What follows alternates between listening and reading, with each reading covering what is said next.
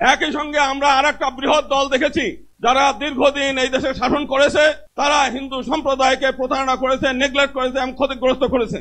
যিনি ইতিমধ্যেই মানবিক নেতা হিসেবে খ্যাতি পেয়েছেন, শুধু তাই না, যে সময় স্বৈরাচারী শাসক জামাতে ইসলামের নেতাদেরকে অন্যায়ভাবে জুডিশিয়াল কিলিং করে একের পর এক হত্যা করছিল, সেই সময় এই সিংহ পুরুষ অকুতভয় নিয়ে তিনি জামাত ইসলামের হাল ধরে সারা বাংলাদেশে জামাত ইসলামকে সুসংগঠিত করেছেন।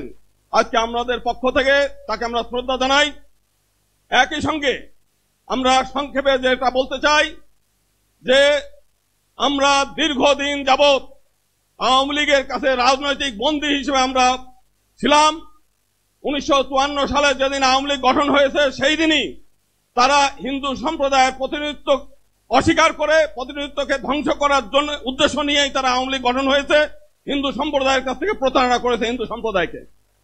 একই সঙ্গে আমরা আরেকটা বৃহৎ দল দেখেছি যারা দীর্ঘদিন এই দেশে শাসন করেছে, তারা হিন্দু সম্প্রদায়কে প্রতারণা করেছে, নেগলেক্ট করেছে এবং ক্ষতিগ্রস্ত করেছে।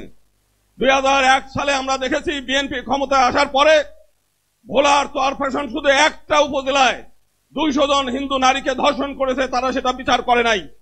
এই 2 দিন আগেও পার্বত্য চট্টগ্রাম আমরা দেখেছি একজন আদিবাসী নারীকে, কিশোরীকে 4 জন বিএনপি কর্মী দ্বারা ধর্ষিত হয়েছে।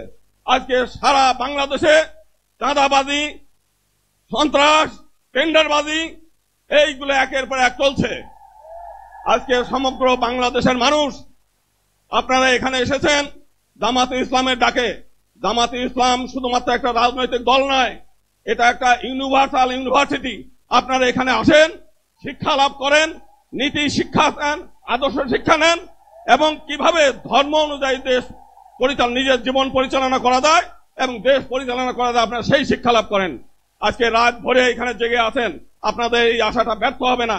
যদি রাজনৈতিক ক্ষমতা আপনাদের নাও থাকে, আপনাদের জীবন ধন্য হয়ে গেল শুধুমাত্র এই জামাতে ইসলামে অংশগ্রহণ করার কারণে। আমরা আগামী দিনে আমরা বলতে চাই, একবার ফ্যাসিবাদ বিদায় হয়েছে, আবার কোনোদিন আমরা এই ফ্যাসিবাদ চাই না।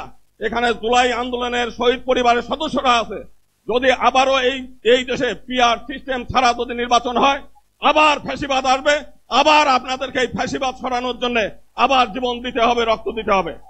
অতএব এক দফা পৃথক নির্বাচন দিতে হবে আমাদের মাইনরিটিদের জন্য এবং একই সঙ্গে পিআর সিস্টেম ছাড়া কোনো নির্বাচন হতে দেওয়া যাবে না। এবং এটা যদি জামাত ইসলাম মনে করে যে বাংলাদেশে কোনো নির্বাচন আমরা হতে দেবো না, জামাত ইসলাম সেটা পারে। সবাইকে অনেক অনেক ধন্যবাদ।